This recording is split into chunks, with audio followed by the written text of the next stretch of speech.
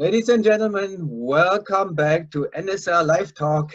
And this time, and it hasn't happened in a while now, it is Hayabusa, NMP PCH Hayabusa, Michele, Mike, Silvi on the left, and Dennis Praet. Thank you for taking the time. You're in the middle of a training camp right now. So you're done for today, or is it off day? Today we have an off day, so we did 4 days of tunnel last week, and then we went straight to Skydive Spa to do 3 days of outdoor, and then we decided to take a day off today, and tomorrow we do 3 more days. And weather looks good. The drop zone is cooperating really well, and we're getting the jumps in, so that's the most important. How did the first 5 rounds of the NSL Cloud Mondial go? It's coming. It's coming. We have 3 days. Yes. Tomorrow or the day after. Yeah, it's not going to be out before I have everything anyway. Yeah. Mike. Hello, inside center of NMP PCH Hayabusa. Yeah. How does it feel for you if somebody, I mean, you are the inside center of NMP PCH Hayabusa now. How does that feel like? I need to discover yet. It's an important part of the team, let's say, because I need to fill the boot of Dave, and it's not easy. It's not as easy as expected, let's say. We were talking about this during the tunnel time, and we were also watching the difference between indoor and outdoor, and we can say that indoor and outdoor are really 2 different kind of sport, especially now that people do more indoor like I did, because indoor it's, let's say, cheaper and easier and faster to grow up, and then when people and teams go outdoor, they feel really like a different person, flyer, or different team. So yeah, it's hard, but we start to get there. But how is it emotionally? Does your heart still jump? I mean, you are doing now what you have been dreaming of. You're doing what many other, formation skydiving competitors are still dreaming of. You're doing it now. So, you have been dreaming about it for years and for whatever, literally dreaming probably. So now you're doing it. So that must be an emotional thing too. Yeah, it's strange to say, but I dream so much every day. I was dreaming this so much every day that being here now, it's something that I'm doing this for so many years, because when I woke up every morning, I was dreaming about this. When I went to go to sleep, I was dreaming to be in Hayabusa. And now I'm here. And so just visualizing this every day, it's like being in Hayabusa from a while. Yeah, Dennis has no idea what you're talking about. He was born with Hayabusa. Dennis, what is that? Any emotional thing for you, sir? I think for me it was the same. I think from the moment I saw the guys, they didn't have the status yet that they had now. When I got to know them, it was 2006, I think, and they did a 6th place in Gera. But just to have a Belgian team, with the yellow rigs, that was such a big. It was the team that always stood out for me, because not only because they're Belgians, which is my nationality, but also the bright yellow rigs, the way they flew, and I was like, man, that is the I want to be as good as them and join them if possible. So, and then I just trained for it together with Bob, and and 2010 was my time. So yeah. I remember a young forward competitor in 2010 in Russia who one morning in a hotel there somewhere that I ran into, and he was dreaming about, he was with Hayabusa now and was dreaming about what Yeah. happened there in Russia. Remember that? I remember Russia very well. It was the first time that I could join the guys as an alternate. Just seeing how the team went about stuff, and it was a dream come true. Although I didn't jump, I was around them, and I felt like I was starting to become a little bit a part of the team. So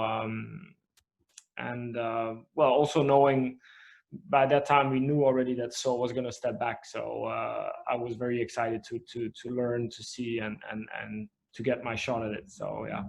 So that was about the same stage where Mike was like half a year ago or so. So anyhow, Hayabusa Belgium, you know, you said it was, you know, your country, and I just posted recently, I don't know if you saw that, an interview with Pete Allen from long ago, and that was it was a topic. I mean, you know, we talked about that Europeans, you know, most of the countries would just not give up their jobs and, you know, do everything that it takes to become world champion. Like we had XL and Norgis, you know, who are knocking on the door to be the top teams, where it was only US teams and France, you know, US teams, because there were people who gave up their lives, their normal lives, you know, here. They still do it. Yeah. And France had the system, you know, the government supported system, and other nations, countries, people were just not ready to do that, you know, to go out but now we have Belgium as the world champion since 2014. So what do you say to that? Well, I mean, I think for Hayabusa it has always been, or for Belgium, let's say, it's always been a long road to the top. I think you talk with Andy, you talk with Dave, since they started in 2002, and I think they can only acknowledge the fact that it takes a lot of time and sacrifice to get to where you want to be. And especially back in those days, the resources that we have now, they don't compare. So they had to come from a long way back. And I think if you step into the team now, like what Mike is doing, he has so much more resources to help him progress so much faster. And yes, it's hard. You have to give up your old lifestyle, but he's still young and didn't have any any big career already set up. So it was maybe easier to change. So as it was for me, my path was, I was lucky, let's say. Yeah, I mean, right, but you still have to, for you, it was not really lifestyle. You were with the military already, but for especially Andy, I mean, David, Roy, you know, it was a lifestyle change, you know. So, and we remember that, that Sven didn't want to do it. So, you know, they decided also to go to the military. It's a big step, you know, you give up any other career and you are changing. So it was somehow similar to, you know, the American way, where you give up your normal life and you're doing something that is, you know, special. Interesting. Yeah. Well, let's go back to the presence and you know, Hayabusa and training and all the normal stuff. But you're doing other things at the same time. Other things are happening. You know, Mike said earlier, the Italian nationals are coming up. We had nationals now in Austria. I think Austria is the only country that has had indoor and outdoor nationals this year. I don't know any other country that has been doing that. So you're coaching. Italy will have also the indoor national in November. Yeah, coming. And 8th November. Yeah, I hope it's all happening, you know, that because we don't know that yet still. We're still in the middle of this thing. So, you know, events are still coming and going, being set up and canceled. So we don't know that yet. Hopefully it will all begin, you know, to go to how it was. But you're doing other things too. In the meantime, you know, when you're off, you're coaching a lot. Dennis especially, you know, we have like mantis and from Austria out of the blue, from the Netherlands, Firefish, you know, in your home turf. So give us a little bit updates of all those things. And Mike, update from Italy. So, you know, I don't know what's going on there. For my teams, it's so been hard for me to keep the coaching up because of travel restrictions. I'm lucky that I have two teams that are fairly close to home, which is Fireflash, Belgian team, and out of the blue, the national team of Holland. So I've coached them a little bit. I must say, out of the blue hasn't been training a whole bunch. They did a big week on Texel and one more weekend, and now they're looking at doing 2 more weekends. But for this year, they take it a little bit easy and see what happens next year. If it looks like the Mondial will go through, then they'll train hard. Fireflash, they're super stoked that they can finally jump again with Glenn. You know, after his accident, he had to take a while off for jumping again. The flying in the tunnel came back fairly easy, but it was a part of, you know, having a rig on your back, opening the canopy, and they also started now this year. They started back again, and they enjoy it very much. And the level is they're almost back to where they were. So which is really good. It's nice to see. They enjoy it. The Austrians, as we've seen, they have Black Mantis. They had just their nationals. They're super stoked after a long time of being behind the final fire. It was they're super big deal. Yeah, big deal for Austria. They're super happy. They worked hard for it. They deserve it. But they also had like their hard times because they didn't have that much training to go into this into these nationals. But they pulled it off, and then hats off. As we know, you never have a perfect meet, and now we definitely did not have perfect conditions to be prepared. But they did well. They did really well. I'm happy for them. And then my last fixed team that I have are the Norwegian girls. But for now, nothing really has happened there.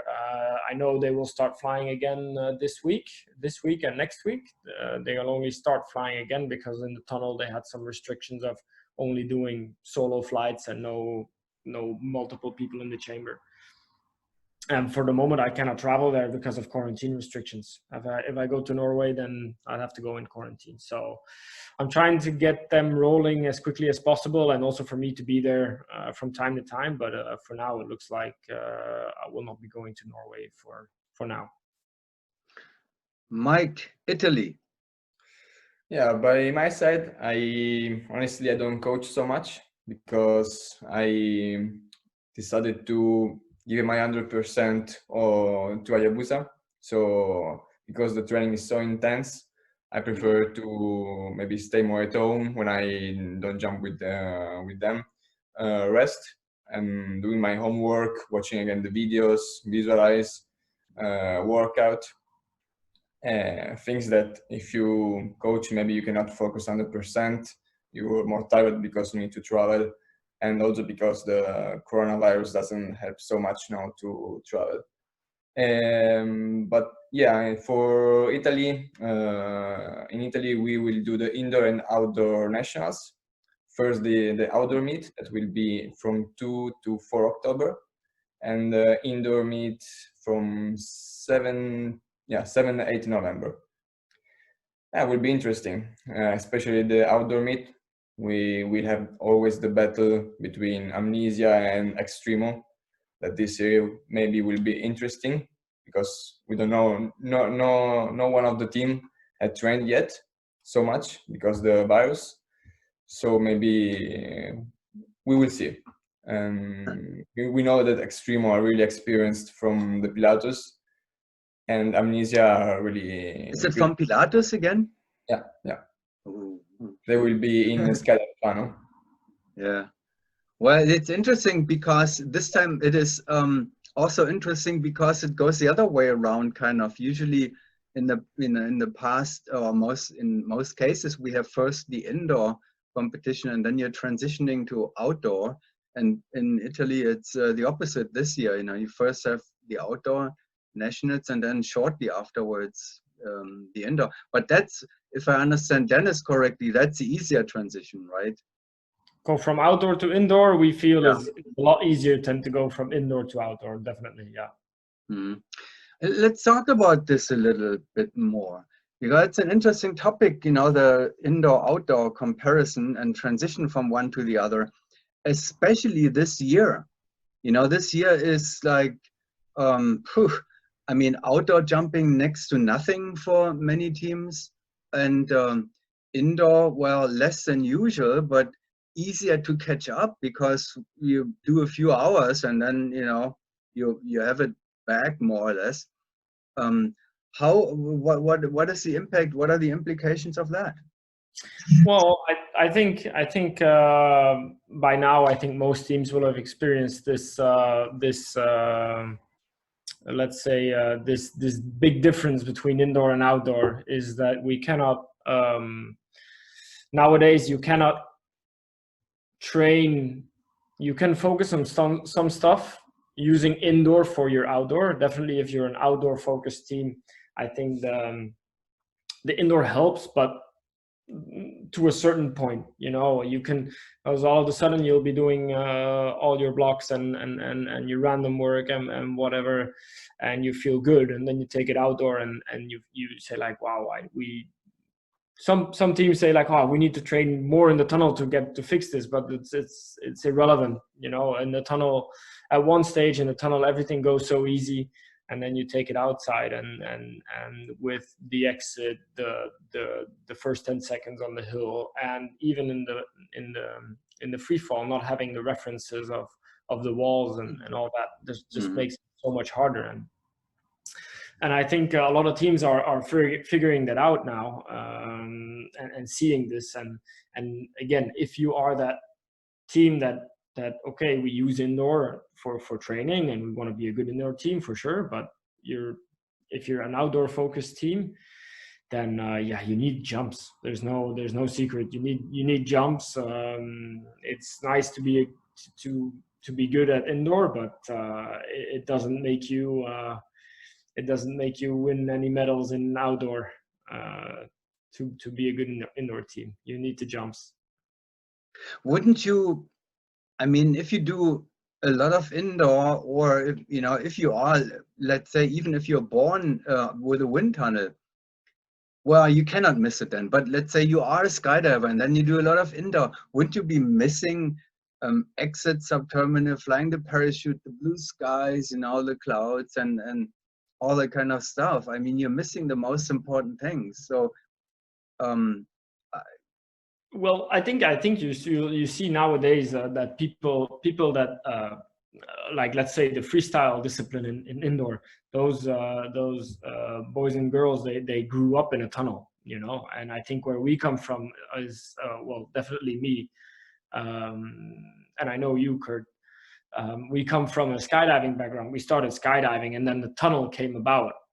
So our passion, our love is skydiving, and I think we touched on this topic maybe 2 years ago. If you would give me a choice to do only indoor or only outdoor, I would definitely only do outdoor. I know Mike grew up a little bit more with the tunnel than the sky, but I know for me and the rest of the team, I don't know, Mike, but you give us only.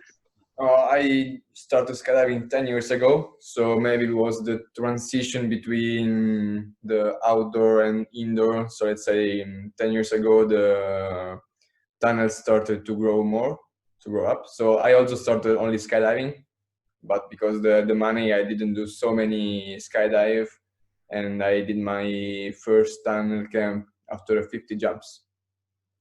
So did Hayabusa actually hire you because you were such a great indoor flyer, or did you check his outdoor videos? So because I was stalking them every day. They took you because you're a good guy. So that's the most important thing anyway. The what? No, I lost. Just wanted to ask something about. Oh well, I forgot it. Anyway, Dennis, we would I used to get some insights and some information also from the French quarters. I could pick your brain about what's going on in the French. Your connection is gone, not there any. But better, your connection is better than ever, in fact. But yeah, yeah. So I've only seen their videos of their national or competition that they did. It was nationals, right? Yeah, with Mathieu. And I mean, there's no hiding that these guys are focusing on 8-way. So I think the 4-way doesn't show their capabilities in 8-way. I think France again is focused on 8-way and on showing a good performance in the next world meet. And they do 4-way just to have the experience and to represent. You know, it's not that. I feel it's good for them to, and I know Mathieu thinks about it this way. It's good for them to do the 4-way without any big pressure of posting super high scores or getting even close to us. But just to get the flying, you know, you fly a little bit more aggressive in 4-way, and I think it helps them. Or I think they're using it to help them in 8-way. So I think the jumps didn't surprise me, let's say. I think it was to be expected, and you can. I want to see them in 8-way, definitely. I want to see what they do there.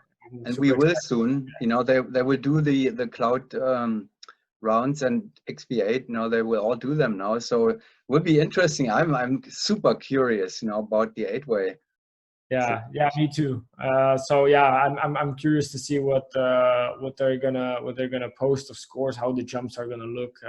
I think we need to be realistic also. Like all the scores you're gonna see from all the teams, I think all the teams are now looking at their training schedule of like for the Mondial. So nobody will be at a peak.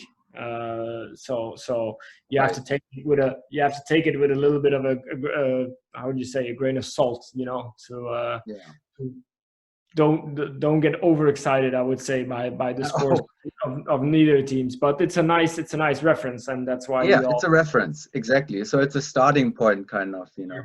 Yeah. And then we get the next starting point, hopefully in March, you know, with the Shamrock, and then see. Well, it's interesting. It's a totally different. I've never been in a situation like this. You know, it's all new, and which is kind of almost a good thing. It's like, you know, you have to deal with it now somehow and make the best of it. It's a new situation. Nobody knows. You know, we have no experiences with a situation like that, and it makes it interesting. Back to the indoor-outdoor quickly. You know, with what we just talked about, you know, some people are growing up only in the tunnel, and you know, I understand that they love the tunnel like this, and we miss the outdoor competition if we do too much tunnel. And then you have the French juniors and the Czech juniors, you know, who are born in the tunnel, and now they get into the skies. And you know, now David is working with the Czech juniors, right? Yeah. And you have no connection with the French juniors. So they are, but what do you think about that? Isn't that amazing? Yeah. Of course. I mean, we know that if you want to start a sport, it's better to start it from when you're young. Let's look at motorbikes, MotoGP. Every rider of MotoGP started at 3 years old. Gymnastic, all the gymnastics started really young. So you don't see a sport where you started late, let's say. Yeah. So it's skydiving. If you start as quick as possible, even in the tunnel, it's better. So Well, Dennis that's- and Mike, both of you, I hope did you see the videos of the junior team? I mean, it's not a junior team now, but somehow it's a junior team. I saw the Czech. Yeah, I saw the Czech. I didn't see the. I should check the French one. You saw the Czech? Yeah, I didn't see the Czech. I saw some Czech videos from on Facebook from Jan. AFF or what was it? Or is it the team? The team, yeah. Oh, wow! How did you? When did you see Well, that? just videos from on level, no top Okay. camera. Okay, Yeah. but anyway, did you watch the French videos? I saw maybe one round. Yeah. Okay, because if you look at the French videos, you know, I mean, that looks different compared. We talked earlier about when teams go from the indoor to the outdoor. You know, all of a sudden the techniques are different and there's more distance. Look at the French videos. They fly. They are. I mean, Exactly. after the exit funnels and when they finally get together, they fly out just like it's a wind tunnel. Yeah. Oh well, I mean, that's another step that we haven't seen. You know, we haven't seen this yet. So we haven't seen very young kids, boys, let's say now, coming from so much tunnel experience and growing up in the tunnel like that, and then taking it out. Or I see most young people, they stay in the tunnel and they'll do a jump from time to time, but not take it serious the outdoor. And it seems like the French academy guys are taking it serious outdoor now as well. So we haven't seen that yet. So that isn't exactly like you say. It's very interesting to see how they can transition their tunnel flying to the outdoor. You better watch out, Hayabusa. I can Yeah. take No, a we look. have to Take it. some hill work to sort out for them. Take a look at the videos. I would be too bad, you know. I wish we could see them now, or you know, watch them together. But take a look, and then when we have our next conversation, we can talk about this, because I find it pretty amazing, you know, because I see a difference there, you know, in a team that is using the tunnel as a training tool, and then we'll see. You know, you are the expert. I mean, when we're getting there. Okay, I guess we have used all the patience of the audience up to the extreme here now, and although it was super interesting to talk, but thanks for taking the time, and good luck with the rest of the training. Good luck with the NSL Cloud Mondial competition. I can't wait to see outdoor jumps again from coming from Hayabusa, from Belgium, and I hope Fireflish will get to it too now that they're jumping. We shall see. I see them next weekend with Out of the Blue. So I'll. Yeah. Well, yeah, Mike. Nothing. Oh, okay. I thought you said something. All right. Okay. Well, again, thank you very much. Have fun with the training camp, and we'll talk later again. Thank you, Good day. Kurt. Bye. Bye.